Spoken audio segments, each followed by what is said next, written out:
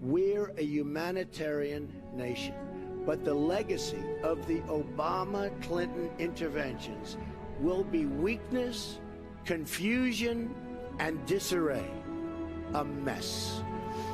We've made the Middle East more unstable and chaotic than ever before.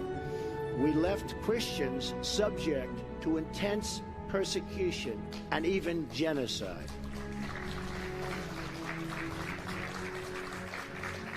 We have done nothing to help the Christians, nothing.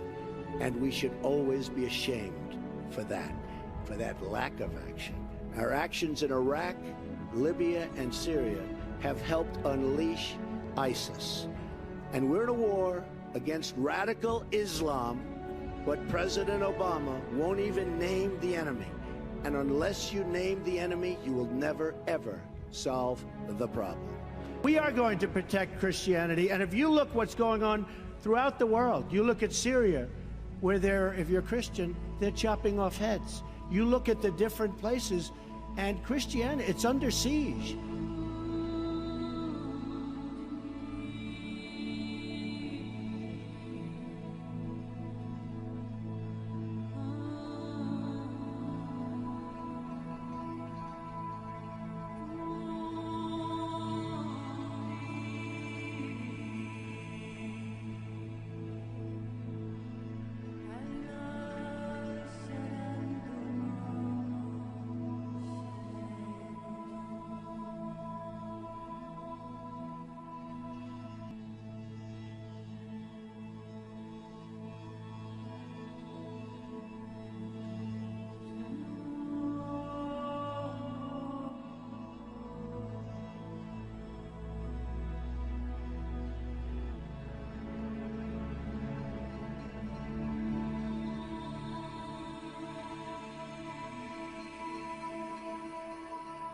And you know, very sadly, if they're Christian, they don't come in.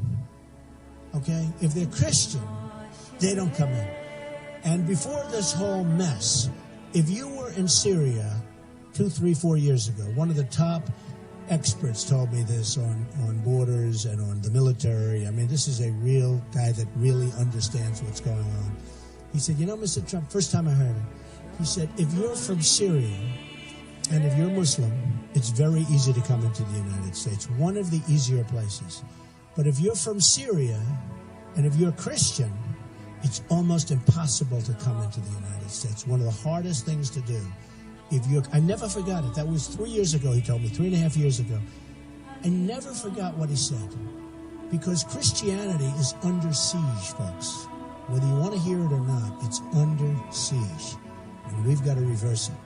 But if you were from Syria 3 years ago, 4 years ago, 3.5 years ago, you wanted to come into this country, if you were Christian, one of the hardest places on earth to come into the United States was a Syrian who happened to be Christian. Something wrong. And they're the ones that really needed the protection more than anybody else.